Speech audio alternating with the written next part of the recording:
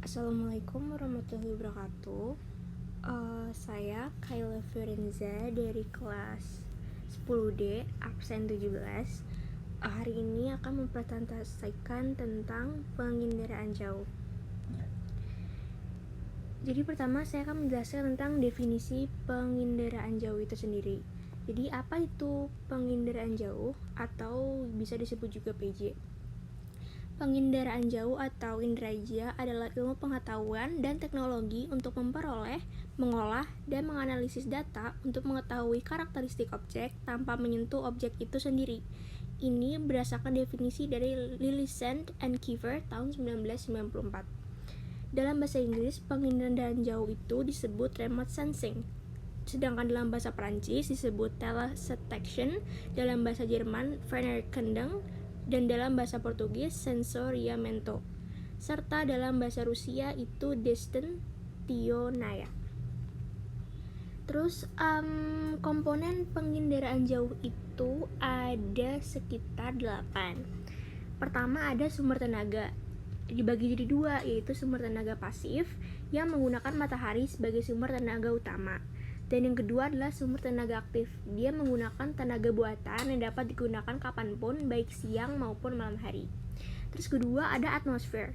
Atmosfer itu pada lapisannya memiliki gelombang sekitar tiga hal, yaitu dipantulkan, diserap, dan dihamburkan. Terus ketiga ada objek. Objek itu dia meliputi benda-benda dan fenomena yang ada di permukaan bumi dan juga perairan. Keempat ada namanya wahana. Wahana ini adalah kendaraan yang membawa sensor. Dia punya sensor yang sangat tinggi, yaitu sekitar 18 km, kayak misalnya satelit. Terus tinggi 9-18 km, itu ada pesawat terbang.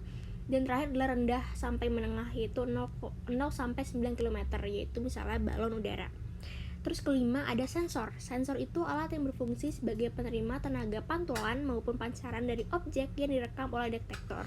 Nah, keenam itu ada detektor. Detektor itu adalah alat perekam yang terdapat di dalam sensor.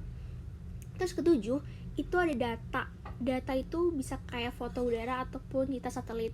Dia juga dibagi jadi 2, ada resolusi spektral, yaitu kemampuan suatu sistem optik elektronik untuk membedakan objek, dan juga adalah resolusi spasial, yaitu ukuran terkecil yang masih dapat dideteksi oleh suatu sistem pencitraan.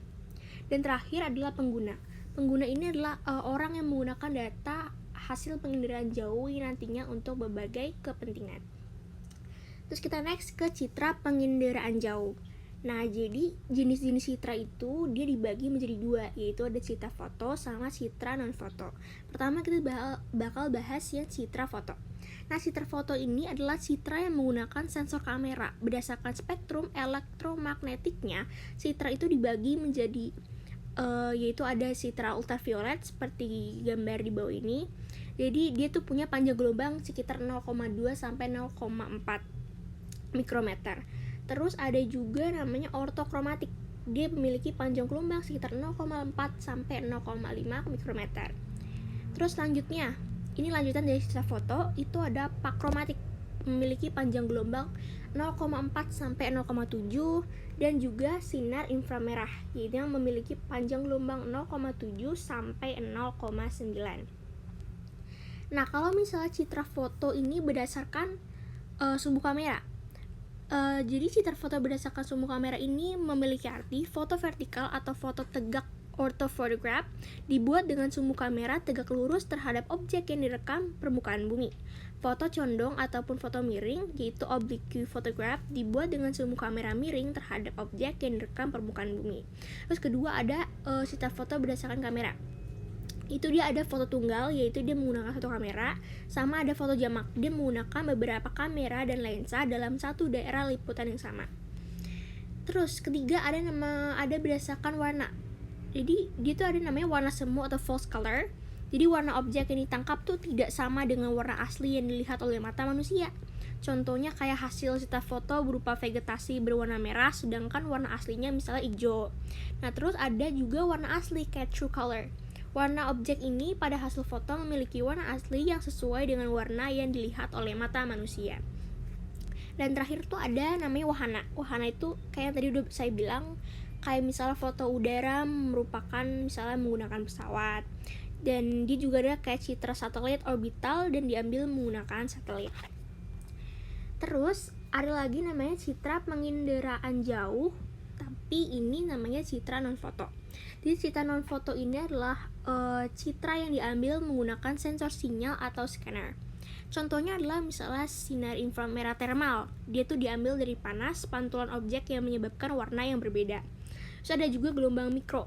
Itu dihasilkan dari sistem aktif sumber tenaga berupa radar. Next, citra non-foto berdasarkan wahana. Itu contohnya ada di Dirgantara dan satelit. Jadi citra Dirgantara ini dibuat menggunakan wahana yang berada di udara seperti pesawat maupun pesawat tanpa awak. Sedangkan kalau satelit ini dibuat menggunakan wahana yang berada di luar angkasa, yaitu satelit. Nah, kalau yang buat sensor itu ada tunggal sama multispektral. Nah, yang tunggal ini tuh dia dibuat menggunakan satu sensor. Kalau misalnya yang multispektral, dia merupakan citra yang dibuat menggunakan sensor yang jamak. Nah, sekarang kita ke perbedaan antara citra foto dan non-foto. Nah, citra kan dibedakan menjadi dua ya, ada citra foto sama citra non-foto. Nah, kira-kira apa saja ya yang membedakan citra foto sama non-foto ini? Nah, berikut adalah perbedaan antara citra foto dan non-foto.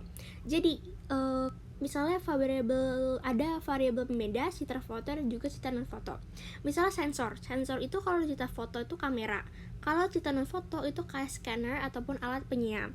Terus kalau misalnya detektor, citra fotonya tuh ada film, sedangkan citra non-fotonya tuh ada pita magnetik, thermistor, fotokonduktif, dan fotovoltaik. Terus lanjut lagi ke spektrum elektromagnetik. Citra fotonya itu ada spektrum tampak dan perluasannya, sedangkan citra non-fotonya itu ada spektrum tampak, perluasan thermal, serta gelombang mikro. Ada lagi mekanisme perekaman. Citra fotonya kimiawi atau fotografi, dan non-fotonya adalah elektronik.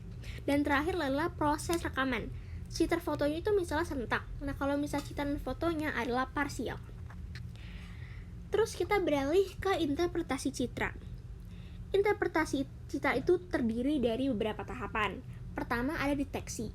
Deteksi adalah tahap pengamatan terhadap citra mengenai sejenis objek, skala, dan kualitas citranya.